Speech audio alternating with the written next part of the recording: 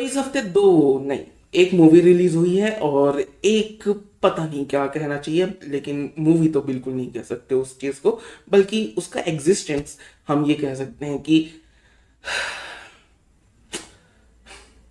Cinema के नाम पे थूका गया।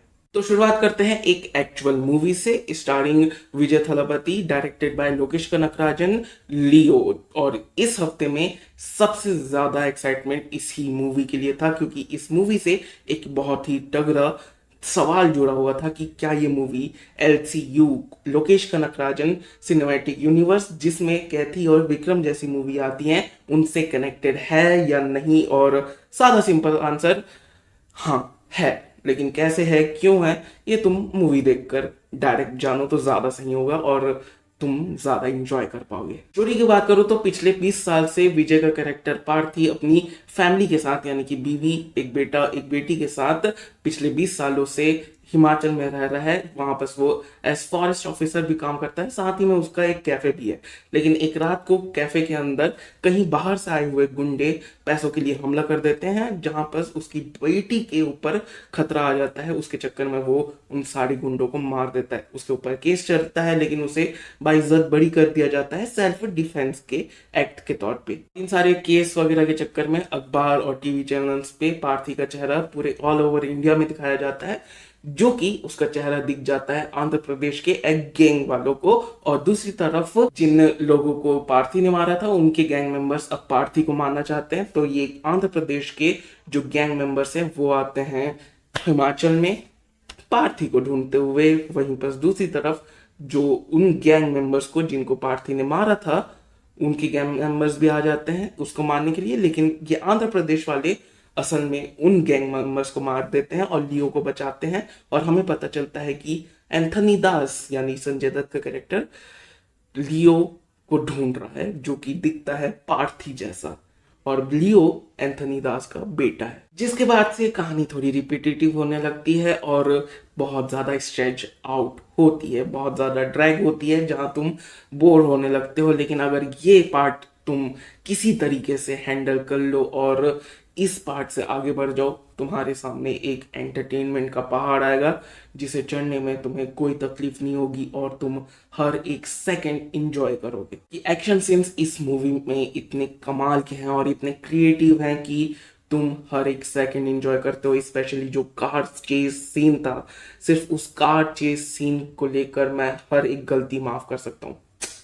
परफेक्ट। ऑब्वियसली जो वीएफएक्स और सीजीआई वगैरह थे वो सब थोड़े ऊपर नीचे होते रहते हैं, खास करके जो हाइना वाला शुरुआत का सीन था उसमें बहुत ज्यादा क्लियरली पता चलता है। लेकिन ओवरऑल तुम इतनी अच्छी मूवी देखने जाओगे कि ये सारे फ्लॉज इग्नोर कर सकते हो। और उस कार चेस सीन के बाद जो पार्थी है वो एंथनी दास को मार देता है, लेकिन पीछे से एंथनी दास का भाई हेरल्ड दास किडनैप कर लेता है पार्थी का बेटे को और वो ले जाता है आंध्र प्रदेश। उसके पीछे पार्थी जाता है आंध्र प्रदेश अपने आप को साबित करने के लिए कि नहीं, वो लियो नहीं है, वो पार्थी है। लेकिन इन दी एंड वो फ्रस्ट्रेट होके अपनी सच्चाई बता देता है कि वो लियो है और वो अपने बेटे को लेकर वापस आ जाता है। और आखिरी में हमें एलसीओ का हिंट मिलता है, जो कि तुम मूवी में देखोगे तो ज्यादा अच्छा रहेगा। इस मूवी की वीएफएक्स और सीजीआई तुम एक बार के लिए बिल्कुल इग्नोर कर सकते हो ताकि तुम ये मूवी एंजॉय कर पाओ। लेकिन एक चीज जो मैं इग्नोर नहीं कर सकता चाह कर भी, वो ये कि इसके विलन्स कितने वीक हैं। वीक क्या, लाइक हमारे मेन कैरेक्टर के सामने वो उनकी कोई चांस भी नहीं है, इसलिए हमें कोई थ्रेट महसूस नहीं होता। वो कहा जाता है ना कि अगर तुम्हें अपने हीरो को महान दिखाना है या ये बताना है कि आखिर तुम्हारा हीरो हीरो क्यों है, तो तुम्हें एक तगड़े विलन की जरूरत है, जो कि इस मूवी में बिल्कुल नहीं है। ओवरऑल लियो एक इंजॉयबल मूवी है जो तुम थिएटर में जाकर इंजॉय कर सकते हो, स्पेशली वो कार चेजिंग सीन। और अब बात करते हैं उस कलंक की जो अब सिनेमा की हिस्ट्री में लग चुका है, Ganpat, the first Indian dystopian future based movie, जिसे हम सबको साथ मिलकर सपोर्ट करना चाहिए। दोस्तों, जब इस मूवी का टीजर ट्रेलर जो कुछ भी आया था, तब हमें लग रहा था कि वीएफएक्स खराब होंगे, थोड़े बहुत कहानी में ऊपर नीचे होंगी, एक्टिंग से वैसे ही हमें कुछ उम्मीदें नहीं थी, लेकिन डायलॉग्स डायलॉग्स लाइक आदि पुरुष को टक्कर दे रहे हैं इन लोग। लाइक कई कई जगह आदि पुरुष से आगे बढ़ चुके हैं, क्योंकि इन्होंने डायलॉग्स कॉपी भी किए हैं रॉकी मूवी की। उसके बाद मुझे ये समझ में नहीं आ रहा कि अमिताभ बच्चन की आखिर मजबूरी क्या थी, क्या इतने पैसों की जरूरत पड़ गई इनको। लेकिन उसके बाद भी अमिताभ बच्चन को लेने के बाद भी जितने बार भी उनका सीन दिखाया गया, एक ही सीन को रिपीट में दिखाया गया। ऐसा लगता है अमिताभ बच्चन को पता था कि ये मूवी किस डायरेक्शन में जा रही है, तो उन्होंने बोला कि बस एक दिन आऊंगा, उतने में जो शूट करना है करो, 100 करोड़ मेरे अकाउंट में डालो, बस दोबारा इस मनहूस सेट पे कदम नहीं रखूंगा मैं। यही बोला होगा, क्योंकि एक ही सीन को बार बार रिपीट किया गया है, जितने बार भी उनका फ्लैशबैक आता है। स्टोरी की क्या ही बात करूं, एक न्यूक्लियर वॉर हो जाता है, उसके बाद अमीर गरीब में पड़ जाते हैं। गणपत तुम्हारा ये गन्नू, ये क्या नाम था साला, जो भी गुड्डू गुड्डू जो था, वो यहाँ अमीर घर में पैदा होता है। उसके बाद भी वो अपुन तपुन करके बात करता है। स्ट्रीट लैंग्वेज में क्यों बात कर रहा है, वो इतने बड़े घर में पैदा हो रहा है, 4-5 लड़कियां हमेशा उसके साथ घूमती रहती हैं, इतना पैसा है उसके बाप के पास, गैमलिंग करता है उसका बाप। उसके बाद वो वैसी टपोरी भाषा में क्यों बात करेगा, सब लोग वहां पास इंग्लिश वगैरह में बात कर रहे हैं, क्या क्यों क्यों बात करेगा वो अपुन तपुन में। उसके बाद वो किसी गलत लड़की के साथ क्लब में नाच देता है, उस बाद में उसको माँ बना लेता है, माँ अपनी माँ बनवा लेता है खुद की, उसको माँ नहीं बनाता, खुद को उसका बेटा बना देता है, उसको अपनी माँ बना देता है। गलत नहीं समझना, ठीक है। उसके बाद उसको निकाल दिया जाता है, मार दिया जाता है, कहीं किसी तरीके से वो गरीबों की तरफ बस्ती में चला जाता है, कुछ होता है। अब क्या करना है तुमको जान के, क्या कुछ नहीं है, कहानी है ही नहीं, कुछ नहीं है। आखिरी में पता चलता है जो मेन विलन है, जिसको सब लोग गाली दे रहे थे इतनी देर से कि ये इतना है, ये वो फलाना ढिमकाना, वो असल में टाइगर श्रॉफ गुड्डू की ही शक्ल का है। एआई है कि क्या है पता नहीं।